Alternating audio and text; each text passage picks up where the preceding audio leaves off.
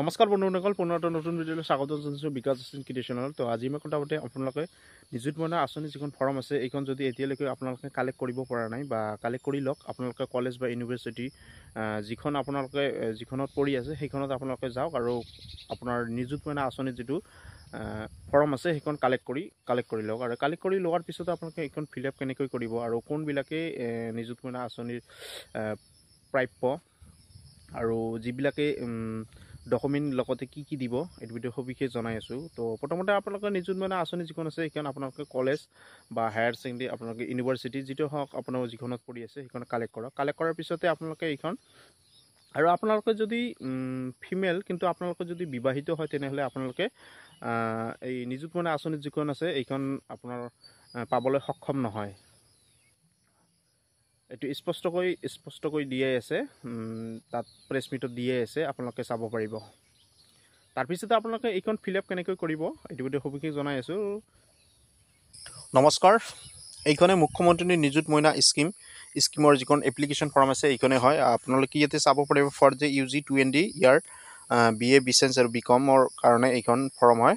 তো আপোনালোকে প্ৰথমতে ইয়াতে দি আছে যে পাৰ্চনেল ইনফৰমেশ্যন ইয়াতে দি আছে। আপোনালোকে পাৰ্চনেল ইনফৰমেশ্যন যিখন আছে আপোনালোকে ইয়াতে প্ৰথমতে আপোনালোকে ইয়াতে নামটো দি দিব, আপোনাৰ নেম অফ দ্য ষ্টুডেণ্ট, আপোনাৰ নামটো দিব আৰু ইয়াতে দিব মেৰিটিয়েল ষ্টেটাছ। আপোনালোকে যদি বিবাহিত হৈ থাকে তেনেহ'লে কিন্তু আপোনালোকে এই নিযুত মইনা আঁচনিত যিখন স্কিমৰ যিখন টকা সেইটো কিন্তু পাবলৈ প্ৰযোজ্য নহ'ব। তেনেহ'লে আপোনালোকে যদি ছিংগেল থাকে তেনেহ'লে আপোনালোকে এইটো টকা পাব। তেনেহ'লে ইয়াতে মেৰিটিয়েল ষ্টেটাছটো আপোনালোকে ইয়াতে ছিংগেল বুলি দি দিব আৰু ডেট অফ বাৰ্থ আপোনালোকে মেনশ্যন কৰি দিব। আপোনাৰ জন্মৰ প্ৰমাণ পত্ৰ চাই ডেট অফ বাৰ্থটো ইয়াতে মেনশ্যন কৰি দিব। তাৰপিছতে name of the father mother আৰু গাৰ্জিয়ানছ। তো আপোনালোকৰ যিজন গাৰ্জিয়ানছ হয়, আপোনাৰ দেউতা যদি নাথাকে তেনেহ'লে আপোনালোকে মাদাৰকে গাৰ্জিয়ান বুলি দিব লাগিব। আৰু যদি আপোনালোকে ফাদাৰ্ছ থাকে তেনেহ'লে নেম অফ দ্য ফাদাৰটো অলপ টিক মাৰ্ক এটা কৰি দিব আৰু ইয়াতে নামটো মেনশ্যন কৰি দিব। আৰু মেনশ্যন কৰি দিয়াৰ পিছতে আপোনালোকে ইয়াতে 5 নম্বৰ যিটো অপশ্যন আছে ইয়াতে ৰিলিজিয়ন যিটো আছে, আপোনালোকে ৰিলিজিয়ন যিটো হিন্দু, মুছলমান, শিখ, ইছাই আপোনালোকে যিটো বিলং কৰে সেইটো আপোনালোকে ইয়াতে মেনশ্যন কৰি দিব। তাৰপিছত যে মোবাইল নাম্বাৰটো আপোনালোকে দি দিব আৰু মোবাইল নাম্বাৰটো দি দিয়াৰ পিছতে আপোনালোকে ইয়াতে চাব পাৰিব যে এড্ৰেছটো দিব। আপোনাৰ এড্ৰেছ ভিলেজ, আপোনালোকে যদি গাঁৱৰ পৰা বিলং কৰে তেনেহ'লে ভিলেজটো আপোনালোকে টিক মাৰ্ক দি দিব। টিক মাৰ্ক দিয়াৰ পিছতে ভিলেজ অৰ টাউন অৰ চিটি আপোনালোকে যিখনৰ পৰা বিলং কৰে সেইখনৰ ওপৰত টিক মাৰ্ক দি দিব। দি দিয়াৰ পিছতে আপোনালোকে ইয়াতে মেনশ্যন কৰি দিব আপোনাৰ গাঁৱৰ নাম। তাৰপিছতে পিনক'ডটো আপোনালোকে ইয়াতে দি দিব।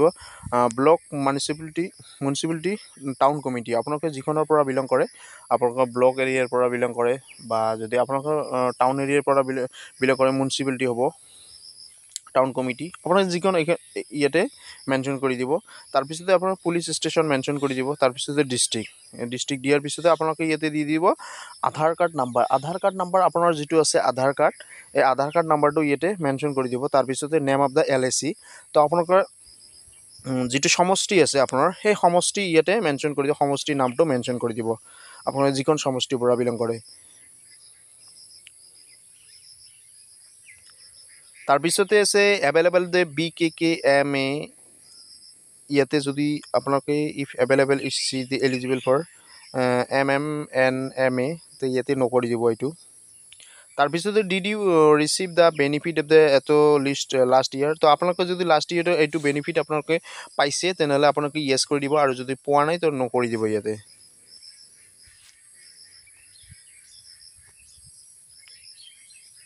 তাৰপিছতে আছে যে এডুকেশ্যন ডিটেইলছ। তো এডুকেশ্যন ডিটেইলছ যিটো আছে আপোনালোকে এডুকেশ্যন ডিটেইলছটো ফিল আপ কৰি দিব।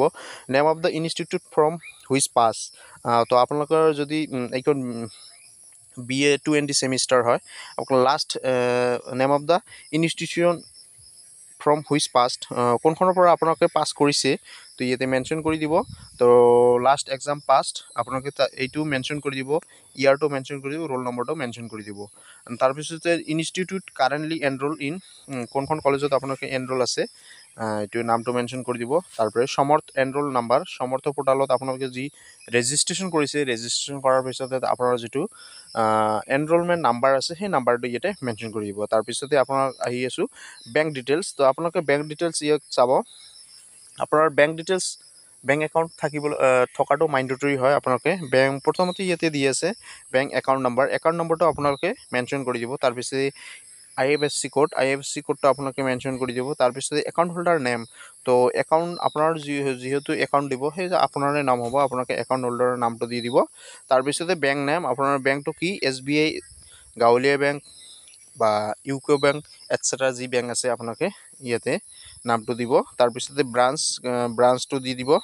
দিয়াৰ পিছতে আপোনালোকে signature of the head institute, তো এইটো দিব নালাগে আপোনাৰ। তাৰপিছতে signature of the parents guardian, তো আপোনালোকে গাৰ্জিয়ানৰ ইয়াতে ছিগনেচাৰ ল'ব, ফাদাৰ্ছ বা আপোনাৰ গাৰ্জিয়ান যদি ফাদাৰ্ছ হৈ থাকে ফাদাৰ্ছৰ ল'ব, যদি মাদাৰ্ছ হৈ থাকে তেনেহ'লে মাদাৰ্ছৰ ল'ব। তাৰপিছত আছে ছিগনেচাৰ অফ দ্য ষ্টুডেণ্ট, তো ষ্টুডেণ্টে ইয়াতে ছিগনেচাৰটো বহাই দিব। ষ্টুডেণ্ট মানে আপোনাৰ ফৰ্মখন এই আপুনি ছিগনেচাৰ দিব। ছিগনেচাৰ দিয়াৰ পিছতে আপোনালোকে ইয়াতে আপোনালোকৰ ডকুমেণ্ট যিবিলাক আছে সেইবিলাক এটেচ কৰি দিব। এটেচ কৰি দি আপোনালোকৰ ইনষ্টিটিউটত এইখন জমা দিব। ধন্যবাদ। এইটো সৰু এটা ইনফৰমেশ্যন ভিডিঅ'টো যদি ভাল লাগে মোৰ চেনেলটো ছাবস্ক্ৰাইব কৰিবলৈ নাপাহৰিব।